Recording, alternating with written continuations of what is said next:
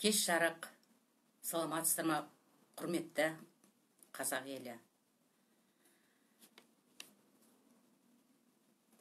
Біздің елде өздеріңіз білесіздер, мынау пандемия дейді, пандемия, ковид немесе ковидтің асқынған түрі пневмония туралы айтып өтейін.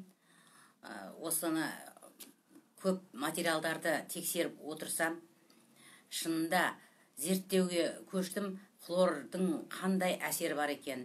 Біраз материалдар тапқан сияқтымын, сол туралы айтсам деймін, және басқа да тақырыптар мынау Дулат Ағаділдің талапкер туралы айтылатын болады. Сондай-ақ мынау Сатпаевтағы мынау педофилдік нәрселер, осындай әңгімелер айтылатын болады. Енді сонымен мен осы эфирді бітіргеннен кейін видеороликті қоям. Ссылка ретінде өзім комментарийдің астына хлордың жаңағы қандай адамға зиян өлмап келетін жайлы осы туралы айтып кететін болам. Сонымен енді мынау білетін ғалымдардың, мамандардың айтуы бойынша 3 грамм хлор жаңа кубометрі ауада өлім әкеледі екен. Сонда 3 грамм хлордың өзі кубометр ауада адамға өлім әкеледі екен. Әрине, хлорды сұйық күйінде ауаға шашылған кезде. Бізде енді осы нәрсе жүріп атқан жоқ па? Қазақстанда осы нәрсе өтті.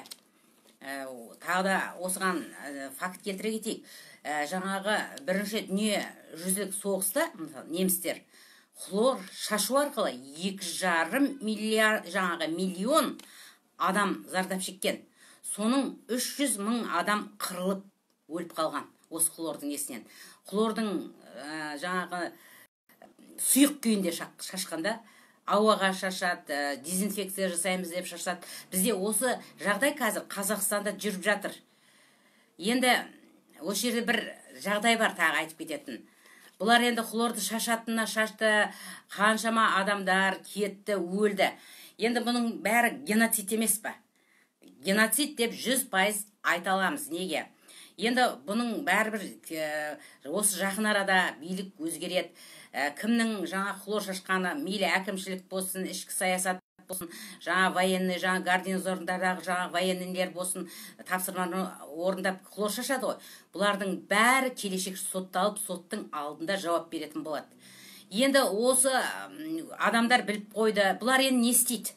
Мысалы, мен сіздерге бір нәрсені айтып кетейін осы жерде. Енді мынау адамдарға күдік түсті, ой келді, хлордың шашылып атқан, хлордан адамдардың қырылғанын білді жаңағы.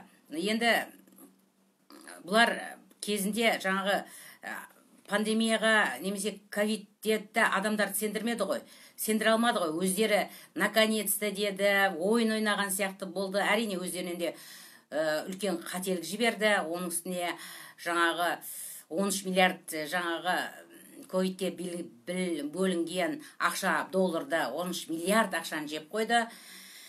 Одан кейін бұлар жаңағы мобильді жұмыс істей алмады, ұйымдастырушылық жұмыс істеу қабілеті болмады бұлардың. Арты неге соққанын білесіздер.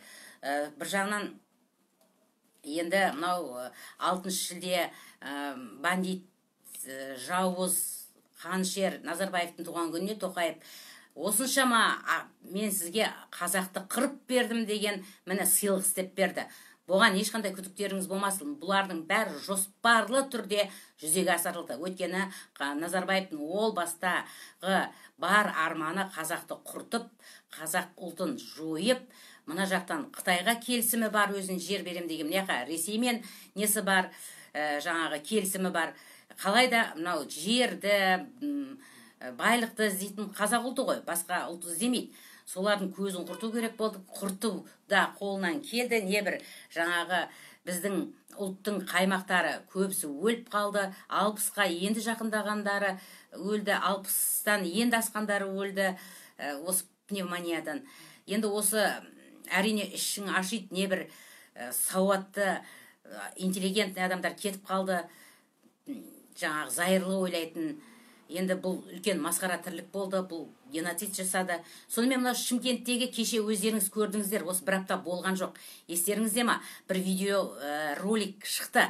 Бір әйел якобы ұстап алады, жаңағы су шашып жүр екен. Су шашып жүр да. Сөйтеді, давай бетім жуайын дейді. Сонымен су екенін әшкерлеп қояды.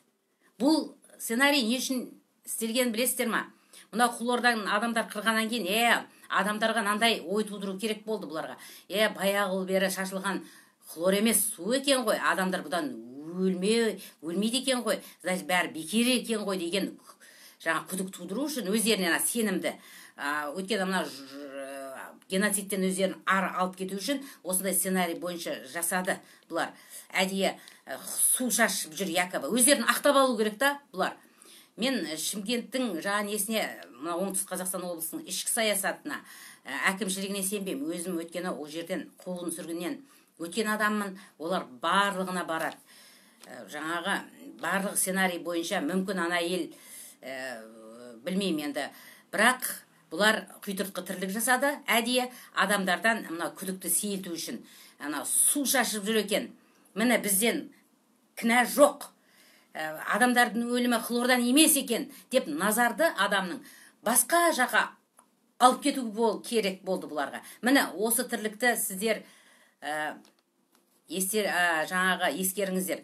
Бұл әдейі сценарий бойынша жасалды мына Шымкентте. Ертең басқа облыстарда сөйтеді. Якобы біреу ұстап алады да әдейі мына су шашып жүр екен дейді. Бұндай сценарий бола бастайды. Өйткені бұл дүниежүзі қазір қазақтардың қырылып атқанын естіп жатыр. Америка болсын, Европа болсын, барлығы естіп жатыр. Бәрібір түбі жауап береді. Бұл геноцид жаңа халыққа жасалынып жатқан. Басқа елдердің ешқайсысында осындай тірлік жоқ. Өз халқын, өз жаңағы ұлтын қырған бірде-бір жаңа президент немесе бірде-бір басшы жоқ екен. Беларусияның жаңа президенті Лукашенконың өзі де айтқан жоқ па? Өткенде видеороликтері жүр. Жаңағы Всемирный банк қанша 1 миллиард доллар предлагать еткен. Сен ана Италияның сценарийін қайтала жаңағындай деп. Ол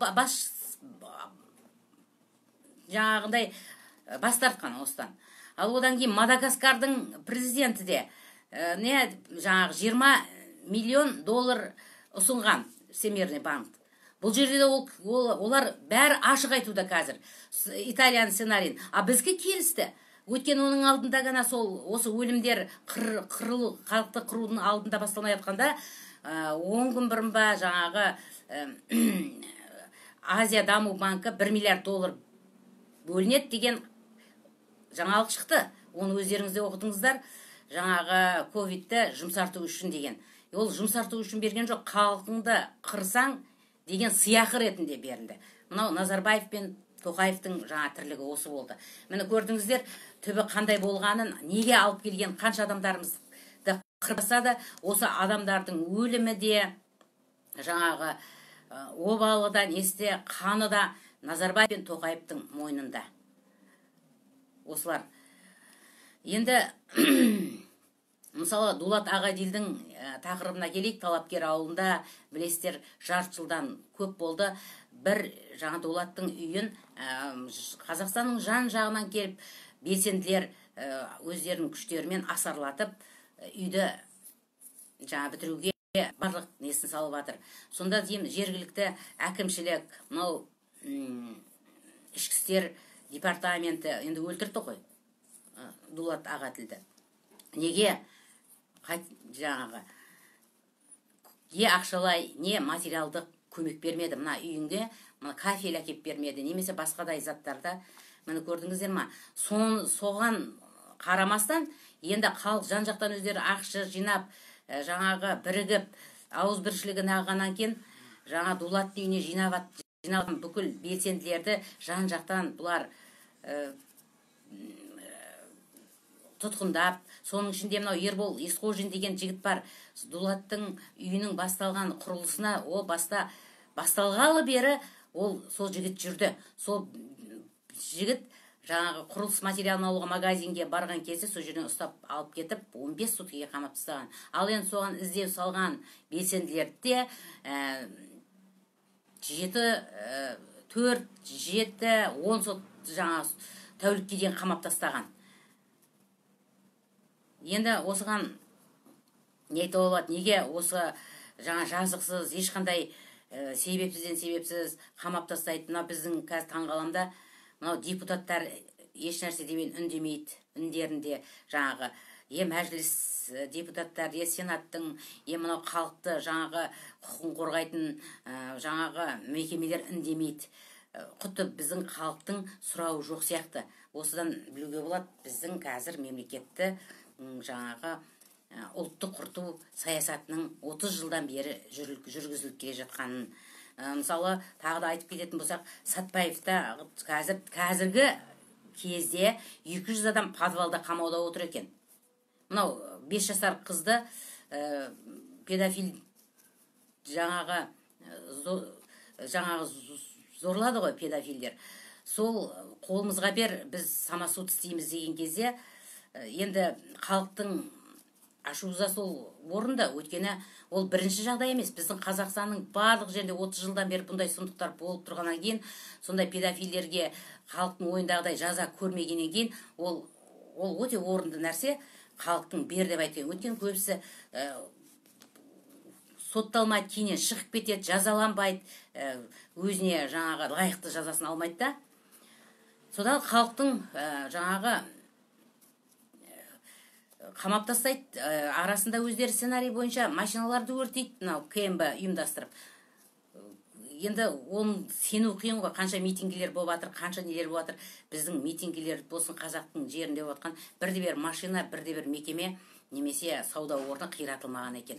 Бұл КМБ-ның өзі жасап отыр, жала жауып отыр. Қазір осы кезде қазір подвалда 2011 жыл Жаңаөзен қайталап жатыр. Біздің халық осындай жағдайларды көріп, қазір енді болса да оянып жатыр ғой. Дүре көтерілу керек. Өйткені біз қазір бір-бірімізді қорғап қалмасақ болмайды. Жағдай өте қиын, күннен күнге қиындай түседі. Ары қарай халықты мынау қазір сенаттың сайлауы болады. Содан мәжіліс сайлауы келе жатыр алдағы уақытта. Бұлар әдейі 3-ші толқын, 4-ші толқын деп халықты қамап үйде ұстап отыра береді. Осыны болдырмас үшін ары қарай жаңағы жұмысы жоқ халық болса да жұмыс тауып бермейді, ақша жоқ. Бұлар жайлап халықты ашаршылыққа алып келіп жатыр. Болса да дәрді дәрмекті тығып қойған білесіздер кезінде. Ол жария болып қалғаннан кейіннен көмектескен сияқты сыңай танытты. Дегенмен де ол не керегі бар, қанша адамдар өліп кетті, уақытысында дәрмек жаңа аппараттарға жетіспеушілігінен, ұйымдастырушылық нелер болмаған. Бұлар әдейі ұйымдаспаған, қырылса қырыла берсін деген немқұрайлы жауапкершілікпен қарады. Енді бізге осыған қарап отырып ешқандай шара қолданбайтын басшылар нелер керек па? Мысалы, Тоқаевтың өзі айтқан жоқ па кезінде?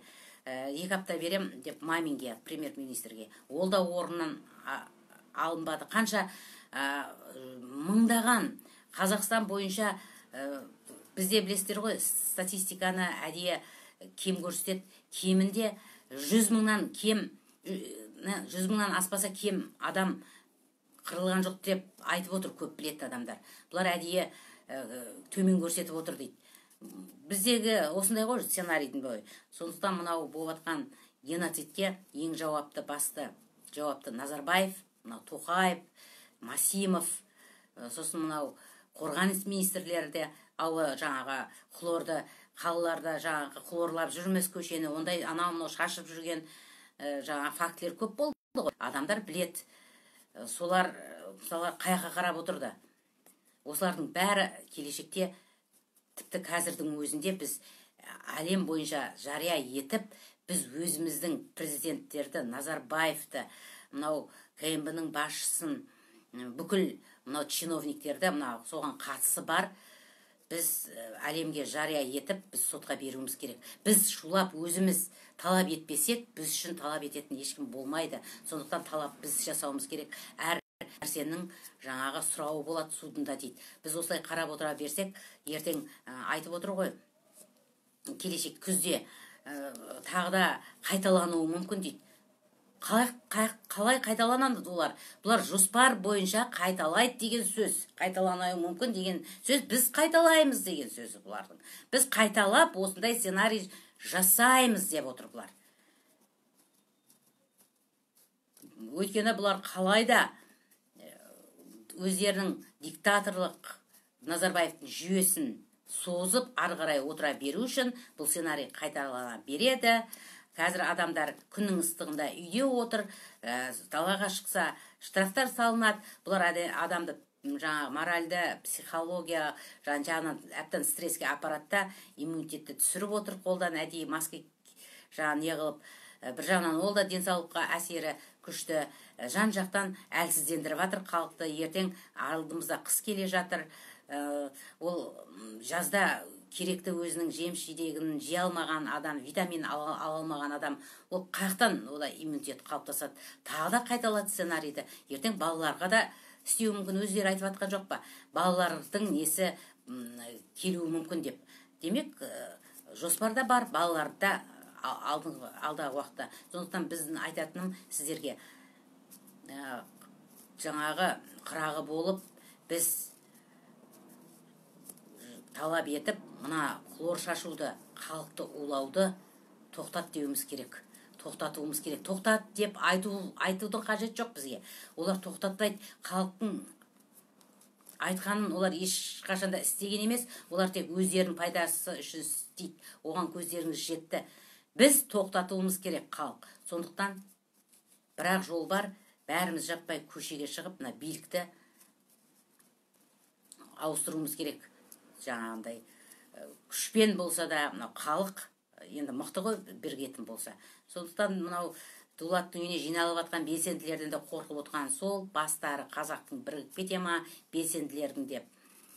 Тағы да бір айтып кететін нәрсе, көбінесе бізде осындай қайғылы жағдай болып жатқан кезде ешқандай енді айтайын десең ыңғай сияқты, айтпасаң тағы болмайды осындай жерде. Басқа ұлттарды көрмейсің.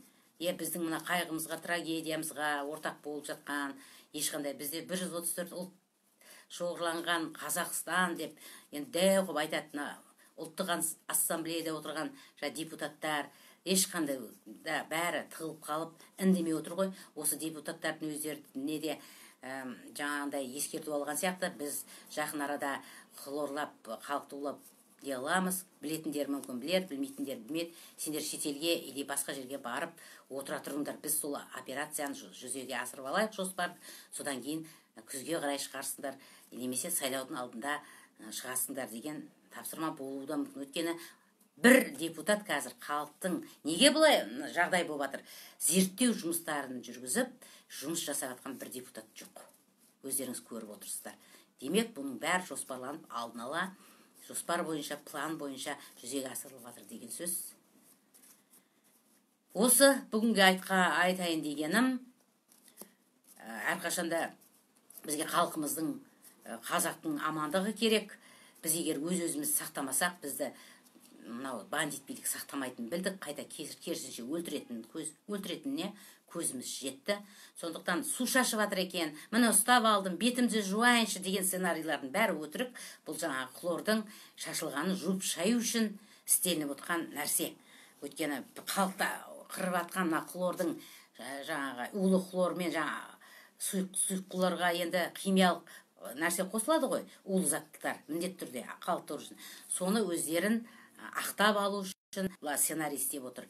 Мен өз басым Шымкент, оңтүстік Қазақстан облысының ішкі саясат барлық зымияндар отырған, барлық шетінен радикалды көзқарастағы паразиттер шетінен отырған. Ешқайсы КНБ-сі болсын бұлардың, ішкі саясат, әкімшілік, бәрі бір Назарбаевтың жаңағы басының амандығын жаңағы қойып, ставка фишкіге да халықты ысырып қойған бәрі. Сонда Назарбаев қымбат болып тұр да, 18 миллион қазақ халқынан бір Назарбаевтың өлу керек шалдың жаңағы билігі керек болып тұр бұларға. Көрдіңіздер ма? Ертең осылардың бәрі билік ауысқанда бүкіл Қазақстан ішкі саясат бөлімі қазақтар халыққа қарсы жұмыс істегендері үшін жаңағы титушкалар бар.